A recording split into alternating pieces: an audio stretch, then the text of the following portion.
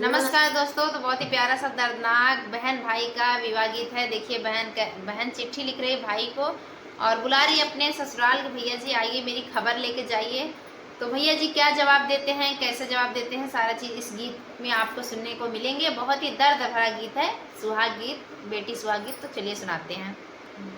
बहिनी कावना दे चिट्ठी लिख भेजई, अरे आवा भैया हमारे नीदेश रे लाला नावा, अरे आवा भैया हमारे नीदेश रे लाला नावा।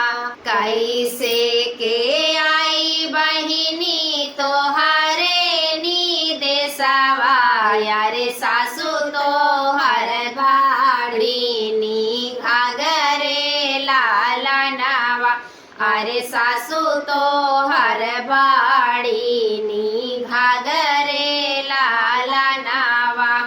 सासू ताया ही भैया गंगा जुड़ पनिया, अरे आज बहाई चाहे काल रे लाला नावा, अरे आज बहाई चाहे काल रे लाला नावा।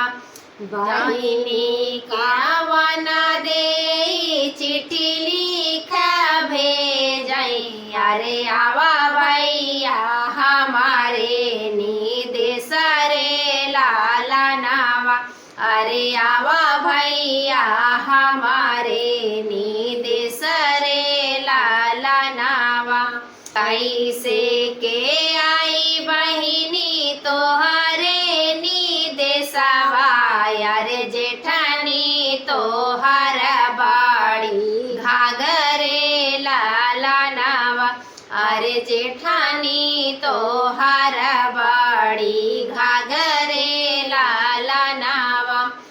जेठानी ताया ही भैया हिस्सा के हिस्सेदारिया, अरे आज बाटाई चाहे काल रे लाला नावा, अरे आज बाटाई चाहे काल रे लाला नावा। बहिनी कावना दे चिट्ठी लिख भेजई, अरे आवा भैया हमारे नीदेश रे लाला नावा, अरे आवा भैया हमारे नीदेश रे लाला नावा।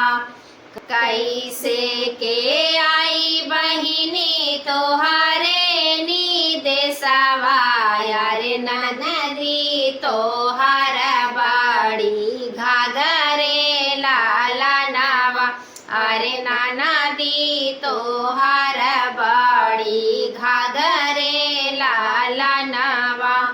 नाना दी ताया ही भैया काली नागिनिया, अरे होता जई या पाने ससुराल रे लाला नावा, अरे होता जई या पाने ससुराल रे लाला नावा।